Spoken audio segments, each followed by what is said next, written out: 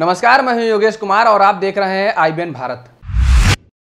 UP का राजनीतिक इतिहास इस बात का गवाह है कि राज्य का ब्राह्मण वोट बैंक जिसकी तरफ खड़ा हो जाता है, सत्ता की कुर्सी भी अक्सर उसी के पास होती है। यूपी के 21 मुख्यमंत्रियों में 8 बार 6 ब्राह्मण रहे, जिसमें ND तिवारी 3 बार CM रहे। ब्राह्मणों ने 23 साल तक यूपी की कमान संभाली। जब CM नहीं भी रहे तो भी मंत्री पदों पर उनकी संख्या और जातियों की तुलना में सबसे बेहतर रही। दरअसल ब्राह्मण एक दौर में पारंपरिक रूप से कांग्रेस के साथ था, लेकिन धीरे धीरे यह वर्ग अपने आप को कांग्रेस से अलग करता गया और मौजूदा समय में वो बीजेपी के साथ खड़ा नजर आ रहा है। लेकिन अब अन्य राजनीतिक दल उन्हें अपने पाले में लाने की जद्दोजहद करना शुरू कर दिए हैं। 2005 के बाद जब मायावती ने एक बार नया प्रयोग किया और ब्राह्मण दलित का नया गठजोड़ किया, जिसका उन्हें लाभ मिला। 2007 में बसपा अपने दम पर सत्ता में आई। उसके बाद ब्राह्मणों की पॉलिटिक्स एक बार फिर शुरू हो गई। अन्य दलों को लगा कि ब्राह्मण जो है इस प्रदेश का एक बड़ा वोट बैंक है, 12% वोट बैंक है, इसको लेकर जो है सत्ता हासिल की जाती है। तो पूरे प्रदेश की राजनीति में बदलाव हुआ। 2007 में कांग्रेस ने भी अपनी राजनीति में बदलाव किया। उसने डॉक्टर रीता बहुगुणा जोशी को प्रदेश की कमान सौंपी, जिसके बाद कांग्रेस को 2009 में 22 लोकसभा सीटें मिली। बिल्कुल डेड हो चुकी कांग्रेस को उसका लाभ मिला। इसी बीच जो है भाजपा ने भी नया प्रयोग किया।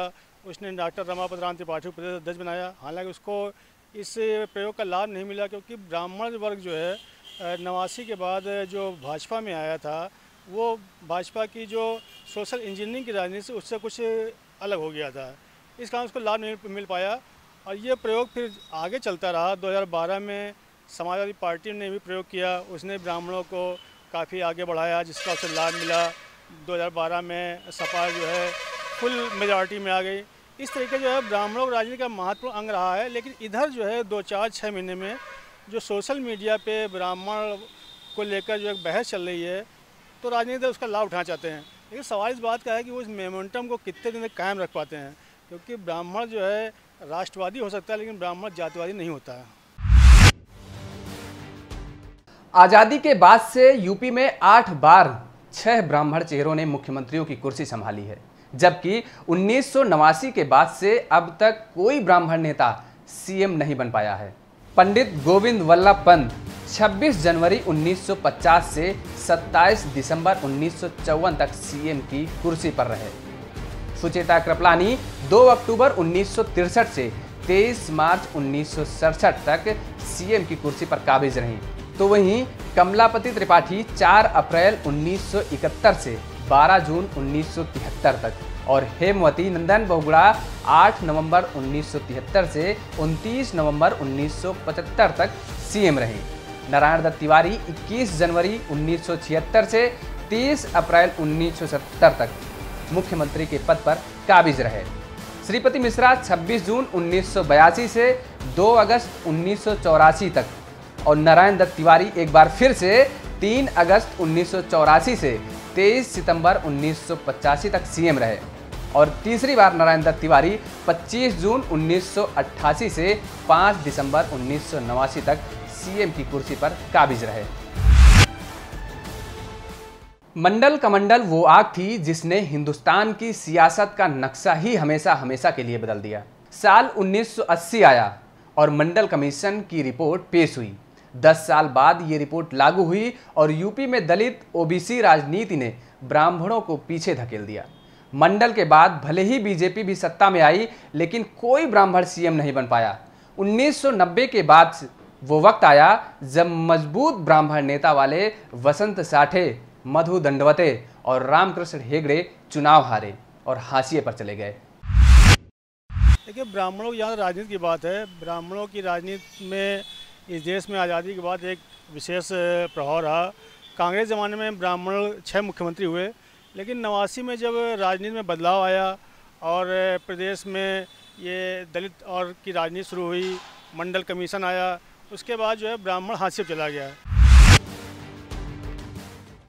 यूपी की राजनीति में ब्राह्मण वर्ग का लगभग 12% वोट होने का दावा किया जाता है और राजनीतिक जानकारों का मानना है कि भले ही मुस्लिम दलित आबादी 20% हो, लेकिन रणनीति और समझदारी से वोटिंग के मामले में ब्राह्मणों से बेहतर कोई नहीं है। ब्राह्मणों की इसी खासियत ने ही शायद इन्हें हर पार्टी ने अपने नेतृत्व के करीब रखा। बिल्कुल सही कह रहे हैं। ब्राह्मण एक माहौल बनाता है, उसे लगता है, वो जानता है कि कौन सा दल जो है देश के लिए और प्रदेश के लिए अच्छा हो सकता है। और ये बात बिल्कुल सत्य है कि वही जो है पूरे प्रदेश में राजनीति का माहौल बनाता है। राजनीतिक दल भी जानते हैं अगर इस वोट बैंक को हमने साथ लिया तो हमें सत्ता हासिल हो सकती है, इसीलिए हर दल जो है ब्राह्मणों को साधने की कोशिश में अभी से जुट गया है। पिछले 5 विधानसभा चुनावों की बात करें तो हर पार्टी ने चुनाव में ब्राह्मण कार्ड खेला, जिससे पार्टियों को अच्छा फायदा भी देखने को मिला। बसपा के टिकट पर 1993 में एक भी ब्राह्मण विधायक चुनकर विधानसभा नहीं पहुंच पाया था। हालांकि इसके बाद 1996 में हुए चुनाव में 2 विधायक विधानसभा पहुंचे। 2002 में चुनाव में 4 ब्राह्मण विधायक विधानसभा पहुंचे, तो वहीं 2007 के चुनाव में 41 और 2012 में 10 ब्राह्मण विधायक चुनकर सदन पहुंचे। 2017 में भी बसपा ने 66 ब्राह्मणों को टिकट दिया था। तो वहीं बीजेपी की बात करें तो 1993 के चुनाव में 17 ब्राह्मण विधायक विधानसभा पहुंचे। साल 1996 के चुनाव में 14 और 2002 के चुनाव में 8 ब्राह्मण विधायक विधानसभा पहुंचे, जबकि 2007 के चुनाव में 3 और 2012 के चुनाव में 6 ब्राह्मण विधायक बीजेपी की तरफ से जीतकर विधानसभा पहुंचे थे। 2017 में भी 17% से ज्यादा विधायक ब्राह्मण जाति से चुनकर विधानसभा पहुंचे हैं।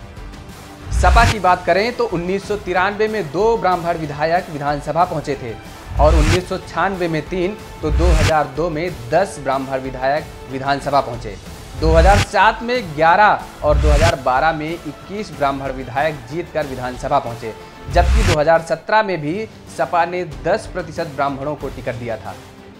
कांग्रेस से 1993 में 5 विधायक, 1996 में 4 और 2002 में 1 ब्राह्मण विधायक विधानसभा पहुंचे थे। 2007 में 2 और 2012 में 3 ब्राह्मण विधायक जीतकर विधानसभा पहुंचे थे, जबकि 2017 में कांग्रेस ने 15% ब्राह्मण उम्मीदवारों को टिकट दिया था। 2007 में ब्राह्मण और सोशल इंजीनियरिंग गठजोड़ से मायावती आई थी पूर्ण बहुमत से। 2007 के विधानसभा चुनाव में मायावती ने जब दलित ब्राह्मण सोशल इंजीनियरिंग का प्रयोग किया तो यह प्रयोग यूपी के इतिहास का सबसे सफल प्रयोग साबित हुआ। यूपी में पहली बार मायावती की पूर्ण बहुमत के साथ सरकार बनी। दलितों की पार्टी कही जाने वाली बीएसपी में दूसरे नंबर के नेता का कद सतीश चंद्र मिश्रा को दिया गया और कई ब्राह्मण नेताओं को मंत्रिमंडल में जगह भी दी गई।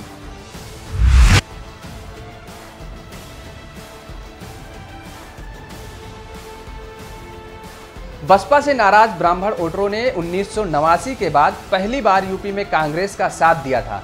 राजनीतिक जानकारों के मुताबिक इस चुनाव में कुल ब्राह्मणों में से 20% ब्राह्मणों ने ही वोट किया, लेकिन ज्यादातर वोट कांग्रेस के पक्ष में किया। इसका नतीजा ये हुआ कि 2004 के लोकसभा चुनाव में 9 सीट जीतने वाली कांग्रेस पार्टी को 2009 में 21 सीटों पर जीत मिली।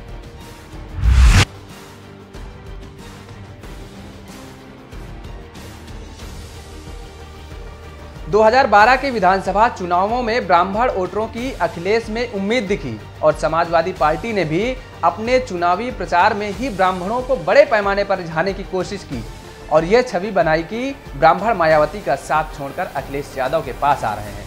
राजनीतिक विश्लेषकों के मुताबिक 2009 के लोकसभा चुनावों के बाद मायावती ने दलितों को कथित तौर पर बड़े पैमाने पर SC/ST एक्ट के तहत मामले दर्ज करने की छूट दी।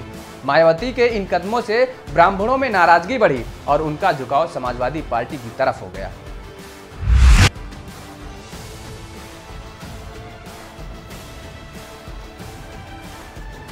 2017 में बीजेपी के लिए भी ब्राह्मणों ने 17% से ज्यादा विधानसभा सीटों को जीतकर उन्होंने बता दिया कि आखिर यूपी में ब्राह्मण वर्ग का वोट बैंक यूपी की राजनीति में कितना अहम योगदान रखता है। वोट बैंक की सियासत करने वाले सियासी सूरमाओं ने एक बार फिर से ब्राह्मण वोट बैंक की राजनीति करना शुरू कर दी है। सोशल मीडिया, फेसबुक व व्हाट्सएप पर मौजूदा समय में यूपी में ब्राह्मणों पर हो रही घटनाओं का जिक्र करने के साथ वर्तमान बीजेपी सरकार को ब्राह्मण विरोधी बताने पर आमादा है, तो विपक्षी दल भी इस मौके को भुनाने में लग गए हैं।